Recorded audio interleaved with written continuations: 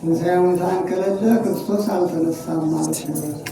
ክርስቶስ ካልተነሳም ደግሞ እምነታችሁ ከንቱ ናት፣ እስካሁን በኃጢአታችሁ አላችሁ ማለት ነው።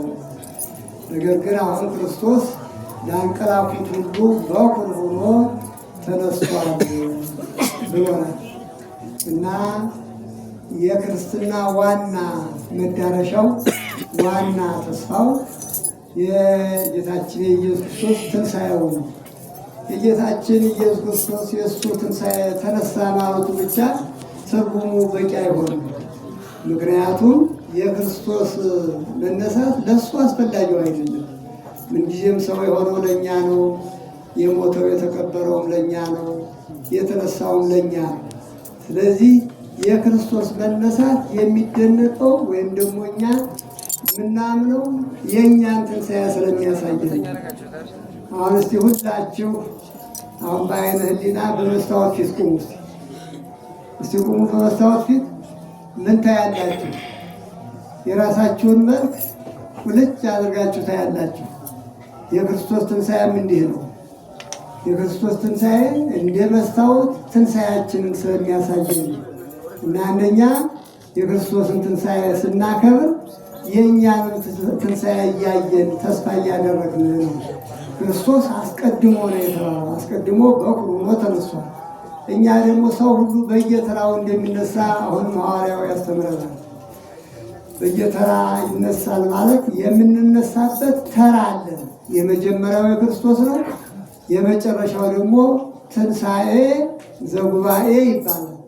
ያ የኛ ትንሣኤ ነው። እስከዚያ ግን ማንም ሰው እስካሁን ድረስ ሁሉም በመቃብር ነው። አሁን የእንታሊቀ ሊቃውንት ዕዝራ ኢየሩሳሌም ሄደዋል። እዚያ በኢየሩሳሌም በዓለ ትንሣኤውን በጎልጎታ እያከበሩ ነው።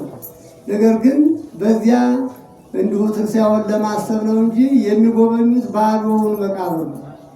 ምክንያቱም ክርስቶስ ስለተነሳ የክርስቶስ መቃብር ባዶ ነው። ወደዚያ ወደ ግራ ወደ ቀኝ ብለው የነ ዳዊትን የነ ሰሎሞን መቃብር ቢያዩ የነ አብርሃምን የሌሎቹንም አባቶች መቃብር ቢያዩ በዚያ በመቃብር ውስጥ አጥንታቸው ስጋቸው ፈርሶ አጥንታቸው ተንከስክሶ በዚያ ነው የሚታየው።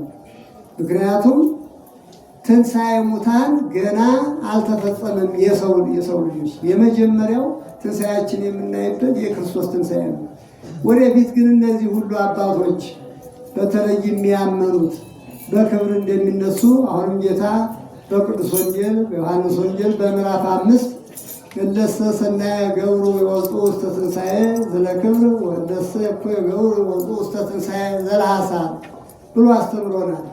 በክፉ ያደረጉ ለውርደት ትንሣኤ ሲነሱ፣ በጎ ያደረጉት ግን በዚህ ዓለም ያመለኩት የሰገዱለት የተገዙለት ቃሉን የፈጸሙት አምነው የሞቱት ሁሉ በሙሉ በክብር እንደሚነሱ ጌታችን በቅዱስ ወንጌሉ አስተምሮናል።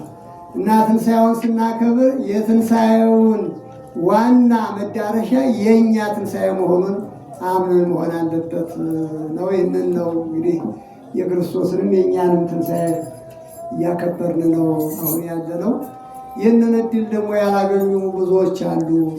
ትንሣኤውን ለማክበር እየተመኙ ያልተሳካላቸው፣ በእስር ቤት ያሉ፣ በመከራ ያሉ፣ በስደት ያሉ፣ እነዚህን ሁሉ በክብረ ትንሣኤው እንዲያስባቸው በእውነት የሰላምን ጊዜ ሰጥቷቸው እኛ በሰላም እንዳያከበርን እነሱ በሰላም የሚያከብሩበትን ጊዜ ሰጥቷቸው እንደኛ እንዲያመሰግኑ ተመስገን እንዲሉ የመድኃኔዓለም ፈቃዱ ይሁንልን።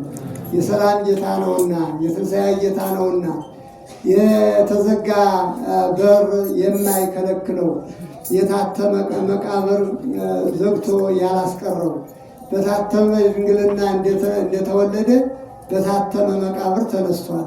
እንደዚሁ ደግሞ በተዘጋው ቤት ሳይከለክለው ገብቶ ሰላም ለሁላችሁ ብሏልና እኛንም የትንሣኤውን ሰላም እንዲያበስረን ፈቃዱ ይሁንልን።